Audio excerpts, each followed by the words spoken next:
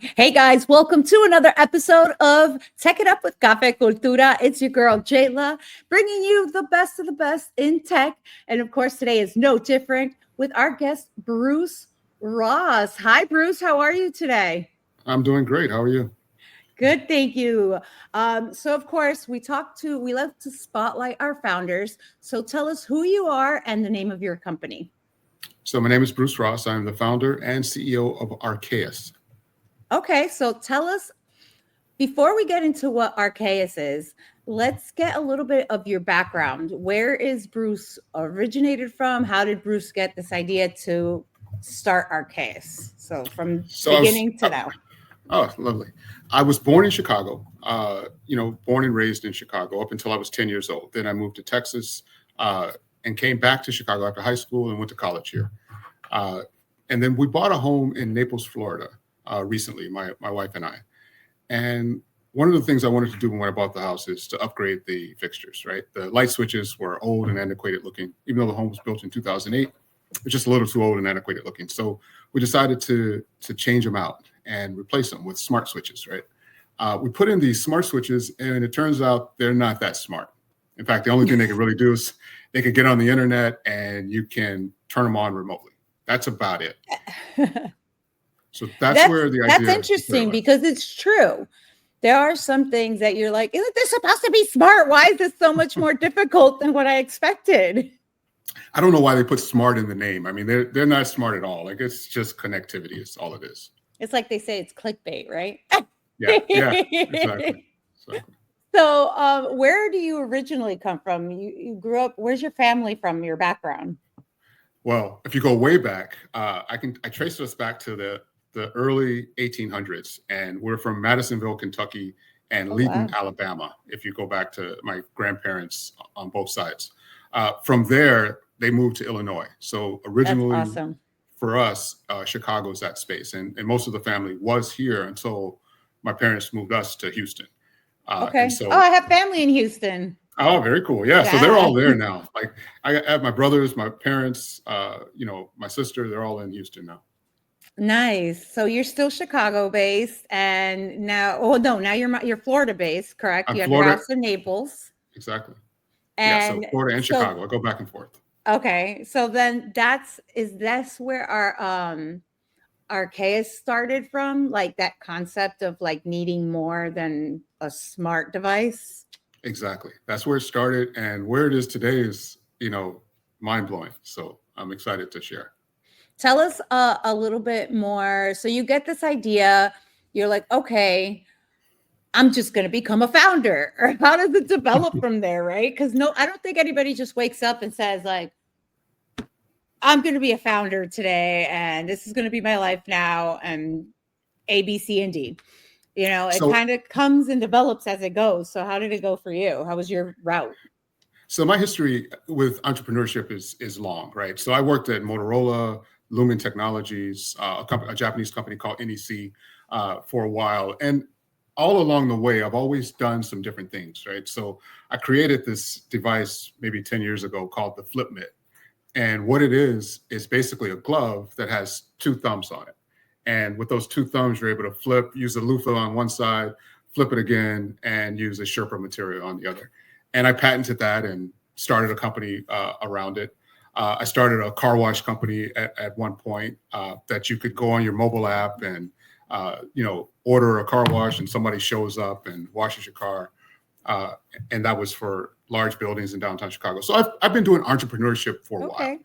And so, while I also work my corporate jobs, right? So, but now I've kind of left corporate. I left corporate a couple of years ago to really just focus on what I wanted to do next. And that was even before this idea materialized.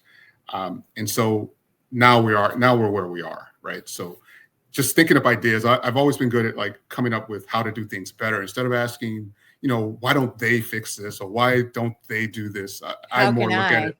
Yeah. Like how can this be better? And what can I do to make it better? That's so, and it's interesting because most people don't realize they're in tech when they're already in tech just by being an entrepreneur. Yeah. Because I mean, being a founder and being an entrepreneur, and I was having this conversation earlier with another founder. um, is different. You know, a lot of people, yes, it can go hand in hand, but also there's differences in it. So Yeah. it's interesting because entrepreneurship definitely helps the founder life because it gives Mhm. you a more in-depth patience. I guess patience per se and Oh yeah, yeah. skills that you need to be a founder and make all of these ideations into reality. Yeah, I mean, coming up with the idea and getting it to a certain point is one piece, but once you become a founder, now you're bringing in other people.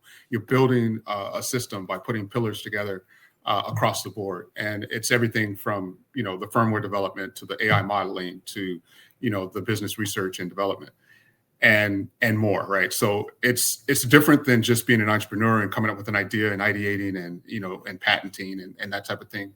But it's exciting. And if you work in corporate, you're kind of doing parts of it anyway. So why not do it for yourself? Absolutely.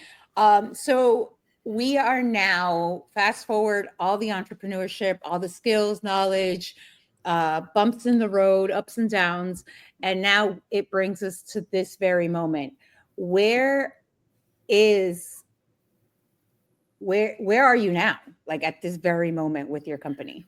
Sure. So we're at the MVP stage. We've basically, we've verified our MVP. We're going to share it here recently or in an upcoming event at Spark, South Florida. So excited about that. Um, Congratulations. Thank you. Yeah, we're in the top 40. Yeah. I mean, and so our goal is to get into the top 10 and then, hey, let's win this whole thing, right? So Absolutely. so we'll present our MVP there. And then, we'll start raising money, right? We haven't raised yet. We're bootstrapped. I'm actually working in tandem currently with Northwestern University in Chicago. They also have a campus in Miami. So we're working together to develop what we're working on. A lot of students, myself and professors, we're all kind of collaborating and bringing this thing together. So it's an exciting time. And looking forward to showcasing it here very soon. What do you see in within the next year and then in the next 5 years? Yeah. So in the next year, as far as for the company, what I see is us doing our pilots and doing full-on deployments, right? So I actually want to see us moving into the space that we're designed to go into initially. And then in 5 years, I want to see us everywhere. Everywhere where these fixtures exist, I think it's a place for us. And I would like to see us expand across the board in that sense. What advice as a CEO, as a founder, do you give the up and coming founders, the new generation, or even people who've been in corporate their whole entire lives, and now are pivoting into a tech world? What advice do you give to them? So I have a lot of advice. The first is uh, AI is going to be everywhere, and Yeah. it's going to be in every aspect of our lives. If you're on your way to college, if you have a child that's on their way to college, make sure that they pick a space that is either AI resistant or incorporates AI. Meaning, it needs to be something that will move the goalpost forward with respect to how they're going to play a role in the future Absolutely. economy. The future economy is going to be very different. Now, having said that, I also think that there's a fine line between founder and someone coming up with an idea. Yeah. We all have ideas, and if you have an idea, pursuing that idea is paramount.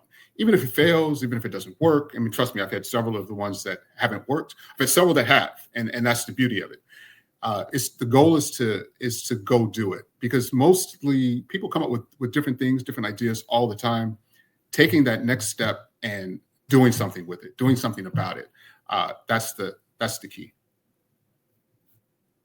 What do you now that you have, I mean, like we said, now we've had your year goal, we have your very at the moment with Spark coming up because that's rolling off, that's right around the corner. And Oh I yeah, I, yeah. I was luckily Cafe Cultura had a part of it last year, and our co-founder Zachary Johnson is also going to be a part of it this year.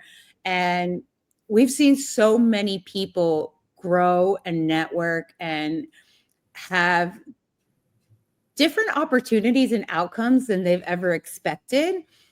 Um, how has that been for you, like within the tech community? And how important are these accelerators, these pitches, all of these, like you said, getting into all of these networking spaces? How important is that? I would say, I mean, and so I'm coming to this, from a different space, right? Like I haven't partaken in any incubators or pitch competitions even, right? So this is all new for me in this space, and I would say it's been paramount. And I don't know if they're all like this, but Spark is off the chain. Like, I mean, the level of expertise that we've been engaged with respect to coaching and direction and the just how to build the foundation for entrepreneurship is unbelievable. And I would say that I don't know if, like I said, I don't know if they're all like that, but if they are, get in one right away. Get in one. No, that's great advice. It's so good for people, and I love to talk about this with my new founders in the ideation stage where they don't really know where to go, especially as underrepresented community. We tend to kind of go with what we bumps in the road blindly. I think like we take risks. We're high risk takers, and Oh, yeah. we learn along the way. But these accelerators in these communities, I personally, what we've been through and who we've worked with is such a game changer. Oh yeah. It's a Absolutely. huge game changer, and you just never know who you're going to meet or who's going to cross your path. Yeah, and one of the things I've learned just over time is, you're going to make mistakes along the way, and I've made mistakes. I could tell you some other inventions that I've done that could have me in a totally different space right now that don't, because I didn't learn some lessons that I'm learning now, right? And I would say, just in that sense, that there's things that you're not even thinking about when it comes to investment, when it comes to how you should structure your business deals and all that type of thing, that you need people that have expertise in those spaces. Absolutely. Especially when you get to a certain point, because if you don't, I mean, there's been people that have sold billion-dollar companies and walked away with a goose egg because of the structure of the deal. And so all money is not good money. And you have to understand that going in, because if you don't, and you accept the funding, you may find yourself on the wrong side of that. Oh, we're going to leave that with that little gem right there, because I think that is so important. What is the best way for anybody who wants to be a part of your process, wants more information, wants to fund it? It aligns with their mission. What is the best way to get in contact with you? Well, the first way is our website, Arqaios.com. You can also check us out on LinkedIn. So send me an invite, send me a message on LinkedIn. I respond to every message. And yeah, we'll go from there. Awesome, Bruce. Thank you so much for being with us today. I really, really appreciate it. And I cannot wait to see what happens with Spark at the competition. I will see you there because I will be there in person. Looking forward. And yeah, I wish you and your company all of the best. And I can't wait to have you back on the show, giving us all the amazing updates and telling us you are ready to go and you need some users so we can get you all the users possible. Sounds great. Thank you. And I appreciate the talk. No problem. Guys, that was another episode of Check It Up with Cafe Cultura. It's your girl, Jaylah. Until next time, bye.